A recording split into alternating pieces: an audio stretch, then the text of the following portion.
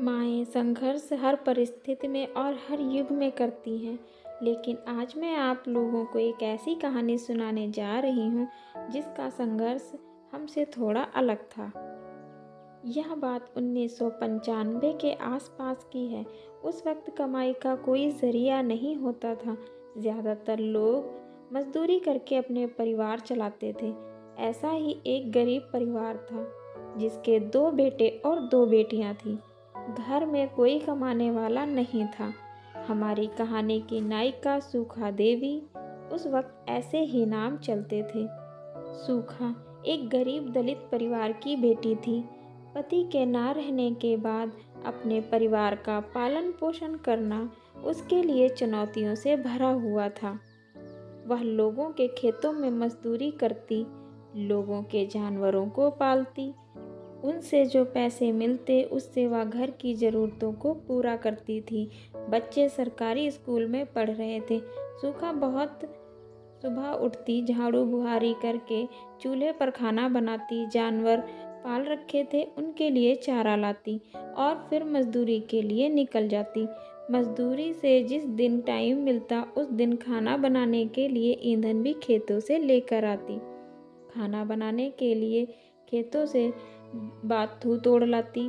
पैसे ना होने की वजह से बच्चे फल नहीं खा पाते थे, तो इसलिए उसके घर के पास जगह काफ़ी थी। घर में वह आम के, अमरूद के, जामुन के, केले के और अंगूर के पौधे लगा रखे थे। साथ में कुछ जगह जमीकंद, लौकी, तोरी, भिंडी, सेम भी लगा रखी थी। इस तरह से सब्जी की व्यवस्था करती थी। जब गेहूं काटने का वक्त आता तो गेहूं काट लेती पूरे साल के लिए, ताकि अनाज की कमी ना हो। उसके पास 5 बीघे खेत था जिसमें वह जी जान से मेहनत करती थी। गन्ना भी खुद बोती, बेचती। जो पैसा मिलता अपने बच्चों को आगे बढ़ाने के लिए उनमें लगा देती। बड़े वाले लड़के की किसी न किसी तरीके से सरकारी नौकरी में भर्ती हुई। कच्चे पद पर कुछ टाइम काम करने के बाद पक्के पद पर हो जाता। सूखा बहुत खुश थी। उसके लड़के की सरकारी नौकरी में नाम आ गया था। लेकिन एक वक्त ऐसा आया जब खेतों की चकबंदी होने लगी। जो खेत गरीबों के दिए जाते थे वे आउट की ज़मीन होती थी। अब चकबंदी होने पर उन खेतों का ब्यौरा कराना बहुत ज़्यादा ज़रूरी था। ऐसे में सूखा को यह भी नहीं पता था कि यह खेत किसके नाम पर है। ऊंची जात के लोग किसी की मदद नहीं करना चाहते थे। वह छोटी जात वालों को बुला कर के भी नहीं पूछते थे। सूखा बहुत परेशान थी। धीरे धीरे उसे गांव के प्रधान से पता चला, यह खेत तेरी सास के नाम पर है। अगर अपनी सास को ला सकती है तो ले आ, तेरे खेत बच जाएंगे, तेरी सास का अंगूठा लगेगा। अब सूखा बहुत परेशान थी क्योंकि उसकी सास अपने मायके में रहती थी जिसको लकवा लगा हुआ था, जिसकी वजह से वह चल नहीं पाती थी। उस समय सवारी साधन इतने नहीं थे कि वह जाए और उनको सवारी पे बिठा करके ले आए। लेकिन सूखा ने हिम्मत की हार नहीं मानी। उसने सोचा, यह 5 बीघे खेत मेरे 2 लड़के हैं, मैं उनके लिए ज़रूर बचाऊंगी। बरसात का महीना था। सूखा कमर से भरे हुए पानी से खेतों में होती हुई अपनी सास के मायके पहुंचती है। उस वक्त शॉर्टकट रास्ते ऊबड़ खाबड़ और पानी से भरे हुए थे।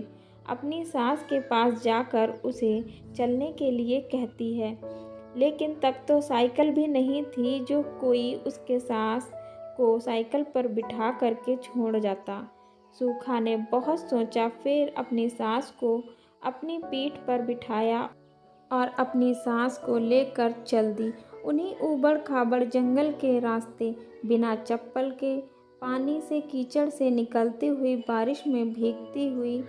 आज के टाइम पर जो समय आप मोटरसाइकिल से 1 घंटे में तय करते हैं, सूखा ने वह रास्ता पैदल ही तय किया था।